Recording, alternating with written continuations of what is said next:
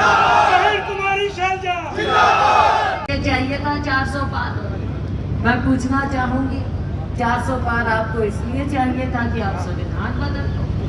आपने केवल सरकार बनाने की बात नहीं की कि तीसरी बार सरकार बने। आपने कहा कि 400 पार चाहिए। 400 पार तो साथियों केवल संविधान के लिए चाहिए था इन्हें, लेकिन आप इनकी बात को समझ गए। आप देश की जनता इनकी बात को समझ गई, कहाँ पे आके अटक गए।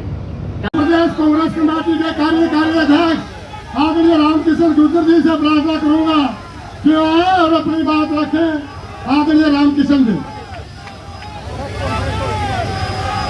धन्यवाद मैम साहब।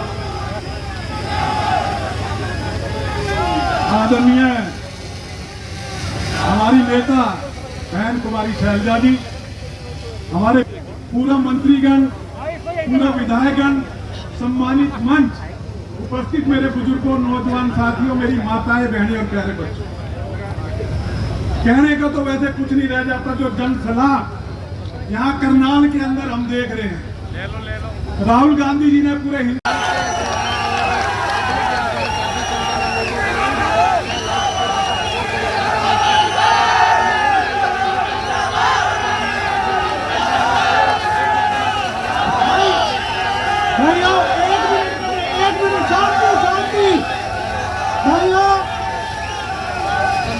भाई की बात अपने हैं संग, अपने हैं संग, ये है अपने भाई जो हमारे सामने बैठे हैं। और आप लोग अपने कांग्रेस पार्टी जब जब जुल्मी जुल्म करेगा सत्ता के गलियारों से, चप्पा चप्पा गूंज उठेगा इंकलाब के नारों से। इंकलाब, इंकलाब। और मेरी सरदारी के मेरे पिता समान बुजुर्गों, मेरी मातृशक्ति के चरणों में आपके बेटे का शीश झुका के प्रणाम। मेरे युवा साथियों को मेरी राम के सामने अपनी एक बात रखना चाहता हूं कि आज की भारतीय जनता पार्टी नहीं है, भारतीय जनरल डायर पार्टी है। भारतीय जनरल डायर पार्टी है।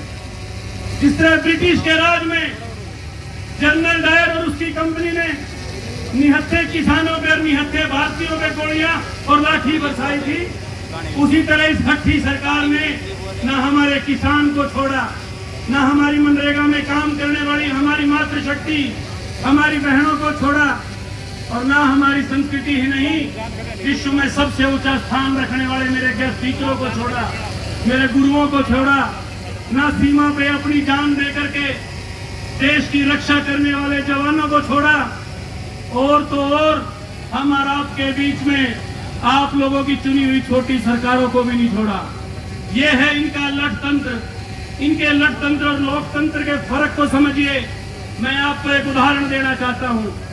पिछले दिनों कोविड की एक भयंकर महामारी पूरे विश्व में आई थी कि मैं अपने उस गुरु का चेला हूं, मैं अपनी उस बहन का चेला हूं जो कोविड की उस महामारी में हरियाणा के 22 जिलों में नहीं, पूरे देश में इन्होंने जाकर के हर अस्पताल में स्वास्थ्य से संबंधित टीकें बांटी थी।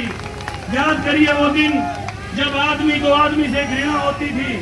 ये है फर्क कांग्रेस की सोच का, कांग्रेस की एक सकारात्मक ऊर्जा का।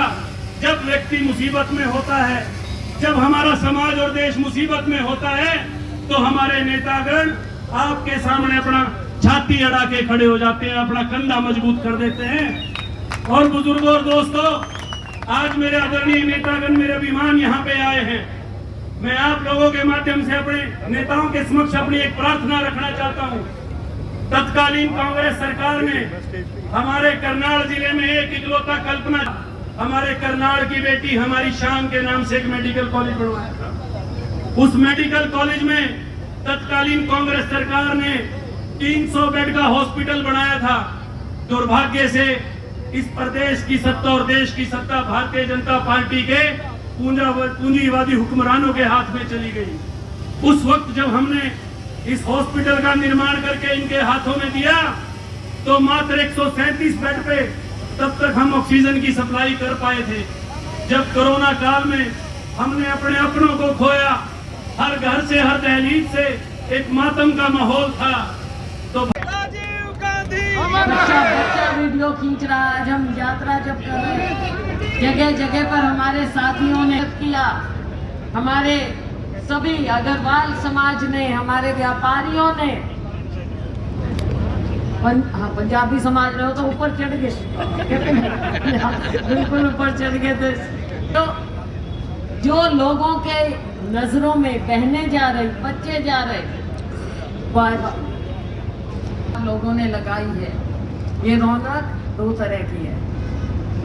एक तो जो इस भाजपा सरकार से आज आप इस कदर ऊब चुके हैं कि झंडा देखते ही नाचने लग जाते हैं, तिरंगा देखते ही नाचने लग जाते हैं, कांग्रेस का हाथ देखते ही नाचने लग जाते हैं। भाई क्या बात है, किस बात के नाच रहे हो तुम? तुम्हारे को तो दो मुख्यमंत्री मिले फिर भी दुखी, क्या कहानी है? करनाल के लोग और दुखी हो जाए भाई, कुछ बहुत बड़ी बात है।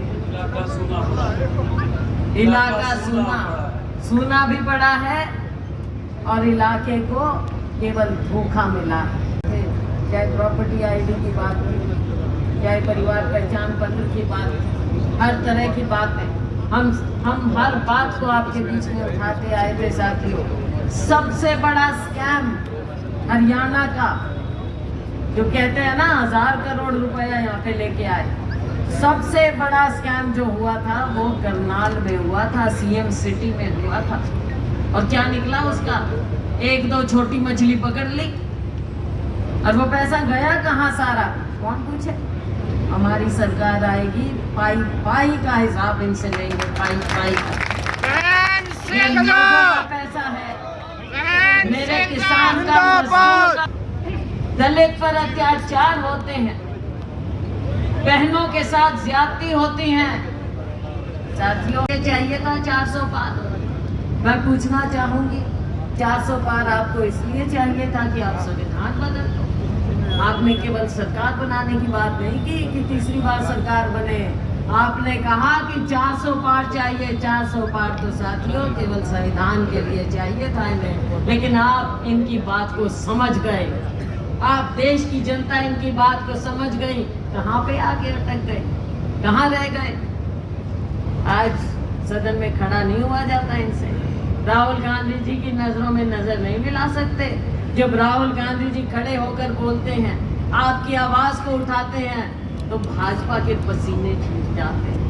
कितनी बार पानी पीना पड़ता है जब राहुल गांधी जी भाषण। राहुल गांधी हरियाणा के दीप की, हरियाणा के दीप की, बहन कुमारी शैलजा, बहन कुमारी शैलजा, राहुल गांधी, राहुल गांधी।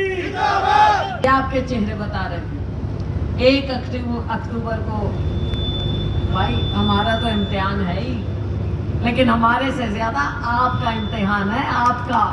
साथियों मौका 1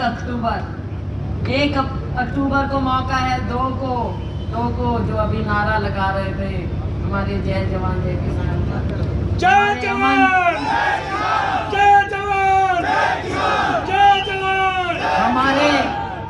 हमारे राष्ट्रपिता महात्मा गांधी जी की जयंती है 2 अक्टूबर को। अमन चैन शांति के दूत ये लोग क्या फैलाते हैं? ये नफरत फैलाते हैं। गांधी जी ने शांति फैलाई, राहुल गांधी जी सब में मोहब्बत फैलाते हैं। साथियों याद रखना, साथ में हमारे शास्त्री जी का जय जवान जय किसान का नारा था। साथियों आज के दिन बातें बहुत हैं जो हमारी सेना के साथ, जो नौजवानों के साथ खिलवाड़ हो रहा है अग्निवीर के नाम, जो हमारे बच्चों के साथ, हमारे खिलाड़ियों के साथ खिलवाड़ हो रहा है, इसे भूलना ना चाहिए। क्योंकि आप लोगों को याद, आप ये बहुत बहादुर बच्चों की ज़मीन है करनाल, बहुत बहादुर बच्चों की, कल्पना चावला की ज़मीन है ये, हमारे नए स्टार नीरज चोपड़ा की ज़मीन है ये। हिम्मत रखनी है आप लोगों ने, हिम्मत कभी नहीं हारनी। वायदा करिए, आने वाले 1 तारीख को आपने यहाँ की सारी सीटें कांग्रेस पार्टी के राहुल गांधी जी के झोली में डालनी है। इस तिरंगे को उठाना है, हाथ के निशान पर आप गली गली में घूम जाइए, गांव गांव